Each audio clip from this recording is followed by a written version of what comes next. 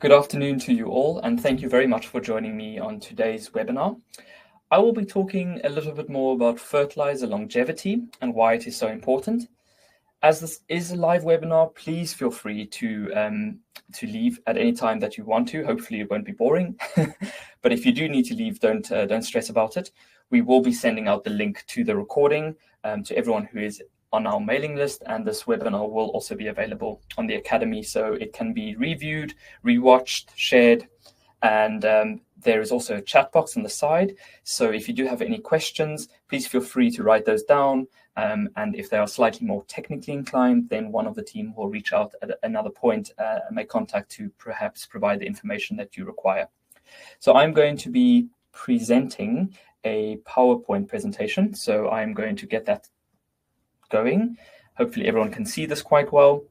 So today's talk, as I said, is about why fertilizer longevity matters. And hopefully you'll be able to understand a little bit more from a manufacturing point of view, which is our point of view, how we achieve it and what we do to try and ensure that the quality of it is as good as it can possibly be. So we will be looking at a brief introduction, a little bit of an introduction to GreenBest, what longevity is and how it relates to controlled release fertilizers, specifically why it matters, which is truthfully the crux of today's entire talk. Then we'll be going on to Floricoat, which is our coated controlled release fertilizer range under the Florifeed banner. We'll be talking briefly about some trials that are possible with us, and then of course a contact page at the very end. Just a brief introduction on me, your presenter for today. My name is Keith Kichenbrand. I am a sales developer, specifically in ornamental horticulture for GreenBest.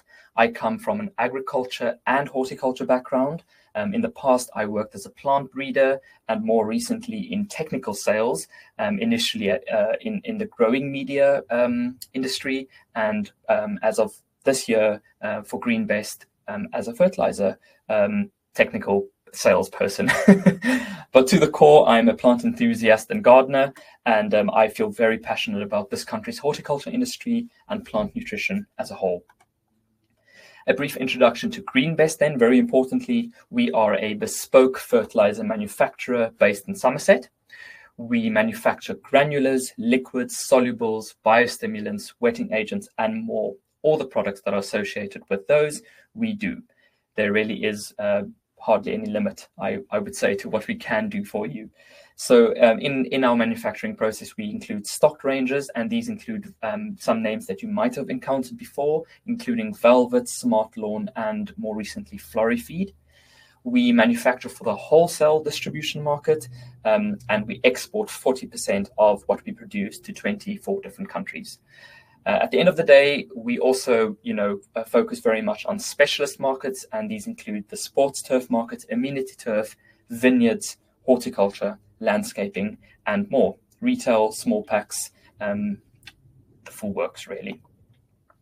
In terms of Florifeed, which is our range of horticultural fertilizers, this is an innovative fertilizer range for ourselves. It is very much horticulture focused, and you'll probably hear me say that a few times today. The range caters for providing tailored formulas based on specific needs of customers and end users. The range provides balanced nutrition, which is ultimately the main purpose of it, really. It is water soluble in nature, and as much as possible, we prioritize it being eco-friendly. In terms of fertilizer longevity then, it is defined as directly supporting plant health through environmental sustainability and economic efficiency. Longevity provides a control and extended release of nutrients so that growers and end users can achieve better results with much less effort, while minimizing the negative impacts associated with traditional fertilizer use. Some of these will be discussed later in the presentation. This makes controlled release fertilizers, or CRFs as we really shorten them, a crucial advancement in modern horticulture and agriculture. So what are CRFs? Well, they're defined as being specialized fertilizers designed to release their nutrients gradually and over time. So this is achieved by coating them with a semi-permeable membrane. And the purpose of this membrane and of the fertilizer really as a whole is to provide a steady and predictable supply of nutrients to plants, reducing the frequency of application. The first controlled release fertilizer was actually created in 1960 by Archer Daniels Midland Company.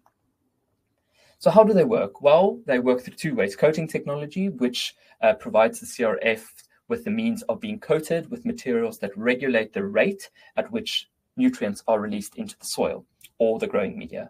And the release mechanism, which focuses on the release, which can be triggered by factors like temperature, moisture, and microbial activity.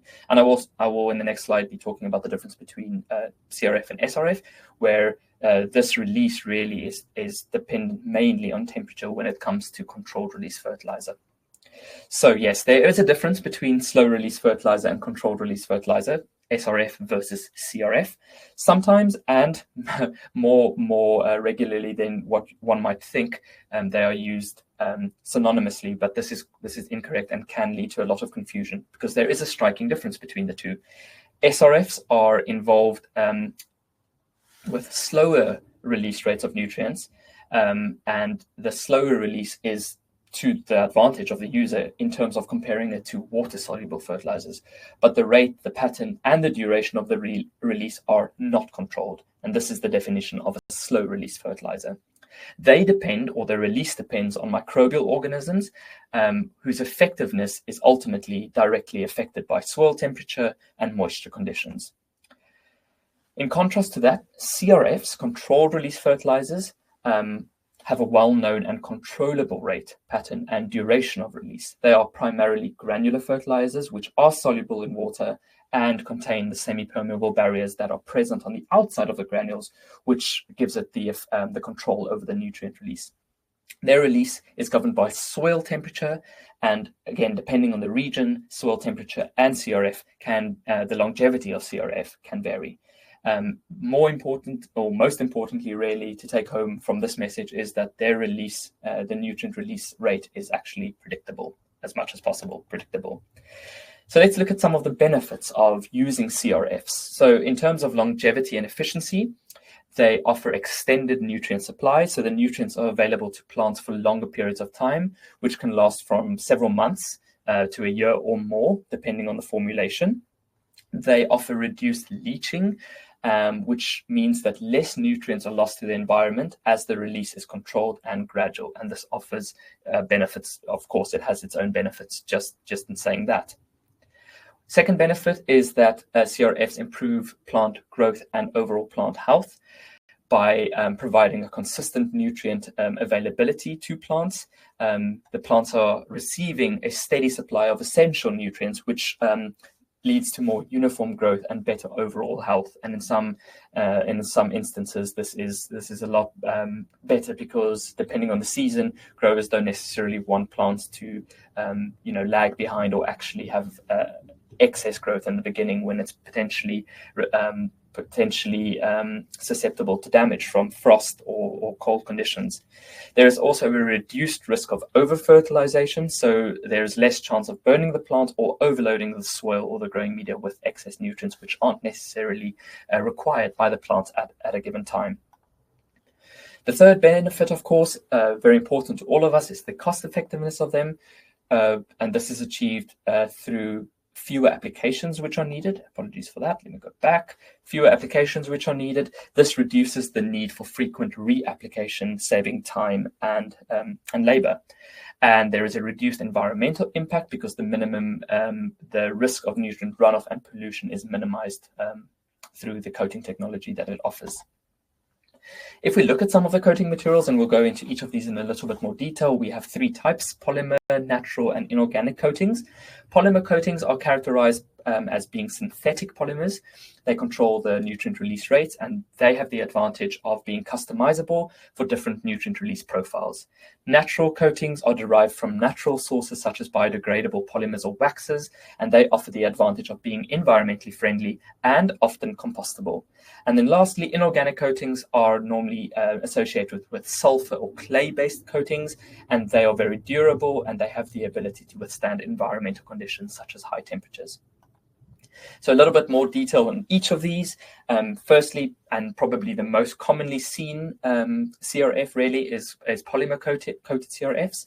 Their mechanism really is with diffusion and degradation of the coating material. So as the moisture or the temperature changes, the coating's permeability can vary, which affects the release rates. And under this, we get three types. We get urea formaldehyde, where the urea breaks down and this releases the nitrogen. And this is resistant to moisture and heat, which gives you a stable release pattern. Then we have polyethylene. This creates a barrier that controls nutrient release through the permeability. And this offers the advantage of giving long-lasting release patterns, but they may not necessarily be biodegradable. And then lastly, we have polymeric coatings, which are made from various synthetic polymers, such as polyacrylamide or polyurea. They have specific release profiles, and this is generally seen with SRFs or CRFs. Then the second group being natural coatings, their mechanism really is release, which is governed by the degradation of the coating material. And this is a function of microbial activity, moisture in the soil profile, as well as temperature. And the two types that we get under this heading is really biodegradable polymers, which are derived from natural sources, such as starch or cellulose. They break down over time in the soil, and this means they have a gradual release of nutrients, a gradual pattern of release, really. And then secondly, we have wax coatings, which are natural synthetic waxes, which offer controlled release by melting at higher temperatures. And this is especially beneficial in certain climates. And then the third type is our inorganic coatings. The release is controlled by the gradual dissolution or oxidation of the coating material. And this depends on the environmental conditions, such as soil moisture, and one that you don't often see really as affecting them is pH. So two types here. We have sulfur coatings. Sulfur-coated urea is the most common example, where the sulfur element serves as the slow release mechanism. It slowly oxidizes, and this controls the release of nitrogen release. And then clay-based coatings, materials like bentonite clay can be used to control nutrient release, which modifies the soil's water-holding capacity. Now, very importantly, why longevity matters. Well, really, two reasons, or not, there are more than two reasons, but from a practical and environmental point of view, the upcoming 6 reasons really are the main advantages that controlled release fertilizers give by having longevities, or why they are so important. So number one is that they offer consistent nutrient availability, is present for plant growth. So this is achieved through longer lasting nutrient supply. Plants have access to nutrients over an extended period of time. A steady release pattern matches the plant's growth cycle, and this prevents nutrient spikes and deficiencies. For example, we know that nitrogen is a key nutrient for vegetative growth. It is released gradually, and this ensures that the plants have sufficient nitrogen and a steady supply of it throughout the growing cycle, rather than being depleted either early on or causing a rapid, excessive burst of growth. And under this, we also have prevention of nutrient stress. So the sudden availability of too many nutrients can cause plant stress. And we see this in examples where we generally see fertilizer burn. The longevity component of the controlled release fertilizer helps avoid this by moderating nutrient release. And the advantage of this is that we see healthier and more uniform growth. The second reason is that we have economic efficiency for growers. So we have a reduced application frequency. Longer lasting fertilizers mean fewer applications are needed. This saves time, labor, and equipment costs. So instead of having to reapply conventional fertilizers multiple times per season, the grower really only needs to apply a controlled release fertilizer once or twice. And then a second point under this is that there is better use of resources. So longevity ensures that the nutrients provided are utilized by the plant over time, reducing waste. Third reason, the environmental impact and sustainability. Well, reduced leaching and runoff is probably one of the biggest issues that we see with the use of conventional fertilizers, where excess nutrients are running off into the water system, causing pollution. The longevity in CRFs minimizes this risk by slowing the releasing nutrients that are available. So, for example, S-coated urea, sulfur-coated urea, or polymer-coated potassium ensures that nutrients are slowly released. And this is especially important in conditions such as sandy soils and wetter conditions. Let me just make sure I've got that right in my notes. Yes, the loss of leaching is prevented, and this is particularly important in conditions where sandy soils are prevalent or in heavy rainfall areas. So just to reiterate that again for you. There is also a lower carbon footprint consideration here, where there is a reduced need for repeated fertilizer application, which means that less fuel is consumed for machinery and fewer manufacturing and transportation emissions are, as a result, achieved. This contributes to a more sustainable farming and garden practice, and this is especially important because it aligns with the growing demand that we are recently seeing for environmentally friendly solutions. The fourth reason, considering the importance of longevity, is the fact that it enhances plant quality and yield. So through optimized nutrient uptake, longevity allows plants to absorb nutrients at a pace that matches their growth stages. So exactly when the plant needs it, the plant gets it, basically. This is especially important for early stage crop, where we have to consider the importance of the N to K ratio. So, for example, we know that early stage crop requires more nitrogen for leaf and stem development, while the late stages in crop growth require more potassium for flowering and fruiting. So CRFs release nutrients in accordance with these stages, maximizing the yield and quality. We also see improved root development. Consistent availability of nutrients, especially nitrogen and phosphorus, supports better root growth. This leads to stronger plants that are capable of absorbing water and nutrients more effectively, which is a crucial component in both ornamental, horticulture, and food production. Reason number 5 is that they are customizable for specific crops and conditions.